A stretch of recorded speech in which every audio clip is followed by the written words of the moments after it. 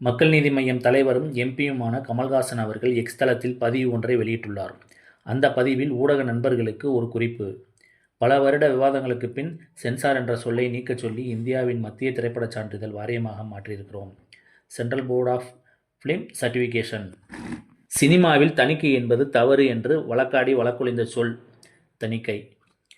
தமிழ் ஊடகங்களும் தணிக்கை என்ற சொல்லை தவிர்க்க வேண்டும்.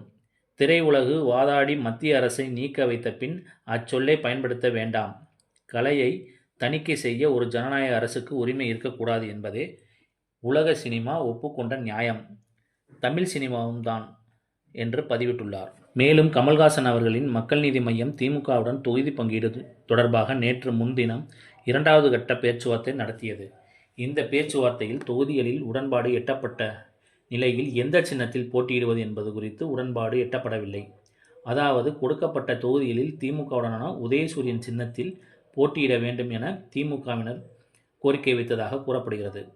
ஆனால் கடந்த சட்டமன்ற தேர்தலிலும் நாடாளுமன்ற தேர்தலிலும் போட்டியிட்டு 4% மேல் வாக்கு சதவீதம் பெற்றிருப்பதாகவும், அதனால் தங்களுக்கு ஒதுக்கப்பட்ட தொகுதிகளில் தங்களது சின்னமான டார்ச் லைட் சின்னத்தில் போட்டியிட அனுமதிக்க வேண்டும் என்றும் மக்கள் நீதி மய்யம் கோரிக்கை வைத்திருக்கிறது.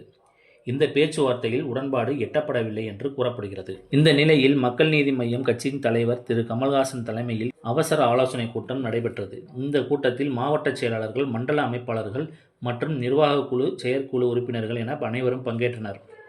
இந்த கூட்டத்தில் எந்த சின்னத்தில் போட்டியிட வேண்டும், உதயசூரியன் சின்னத்தில் போட்டியிடலாமா, எந்தெந்த தொகுதிகளில் போட்டியிட வேண்டும், வேட்பாளர்கள் யார் என்பது உள்ளிட்ட பல்வேறு விதமான ஆலோசனைகள் மேற்கொள்ளப்பட்டதாக கூறப்படுகிறது.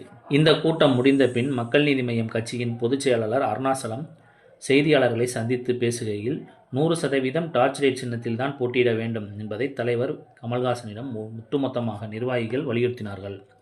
இந்த கருத்துக்கள் எல்லாம் கேட்டறிந்து கொண்டார். ஓரிரு நாட்களில் முடிவு சொல்வதாக சொல்லியிருக்கிறார். திமுகவுடனான எங்கள் நட்பு தொடர்ந்து கொண்டிருக்கிறது. இன்னும் பேச்சுவார்த்தைகள் தொடர்ந்து கொண்டிருக்கிறது. ஓரிரு நாட்களில் தலைவர் எடுக்கும் முடிவை திமுக குழுவிடம் சொல்வோம் என்று கூறினார்.